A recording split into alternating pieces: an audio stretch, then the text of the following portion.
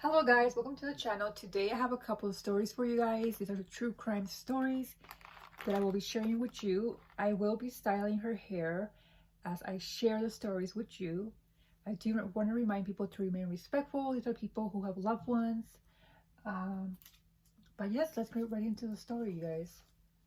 So for the first story here, we have Brandon Swanson. So Brandon Swanson, this was back in May. Let's see here, May 2008. So May of 2008, you guys, Brandon Swanson was driving back home after hanging out with friends, and at some point his vehicle became stuck in a ditch, and that's when he called his parents, to come and help him. But the parents were not able to locate him because Brandon gave him a location of the area he thought he was in, but turns out he was not in that location. But at the time, Brandon, and the family thought otherwise, And so they go out looking for him, but they couldn't locate him. And so Brandon decides to go towards some lights that he sees, thinking that it's a town nearby. And so he walks towards those lights. But sometime during the phone call, you guys, oh, I forgot to mention, you guys, this happened in rural Minnesota, so a very rural area in Minnesota. So, there's not really much around, so he walks towards the lights thinking that here's a town where I can go, where they can go pick me up, my parents, right? And so he walks towards those lights, you guys, and at some point he was on the phone with his father and he just goes, "Oh," I'm not going to say the word, but he goes, "Oh," right? And then he just stops talking. The phone doesn't go dead, but his dad couldn't hear him anymore, so he hangs up the phone. He tries calling him back, but it turns out that, Brandon's not answering the phone anymore, and that was the last contact anyone ever had with Brandon. So eventually he's reported missing. There's a search going on for him, but they find nothing. You guys, there's no trace of Brandon. They do find the vehicle, however.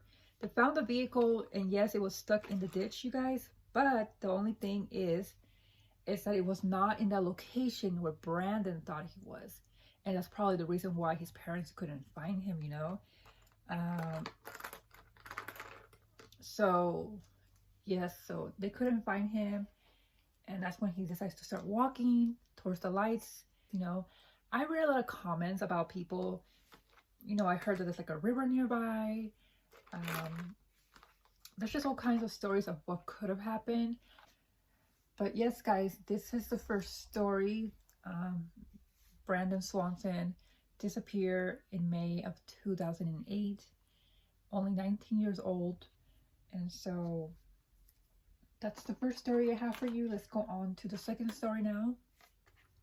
Okay, guys, going to the second story here. The second story is Maria Cortes. This happened back in 1992, March of 1992. Maria was a very devoted mother, hardworking woman, and she had a two-year-old daughter at the time when this happened. And I do want to say that Maria was only 23 years old at the time when this happened. So a young woman, and she was working and she went to go pick up her daughter, and so she picked up her daughter after work, and Maria did not have a vehicle, so she would have to take the bus or walk to places. And this happened in San Diego, California. So San Diego, California.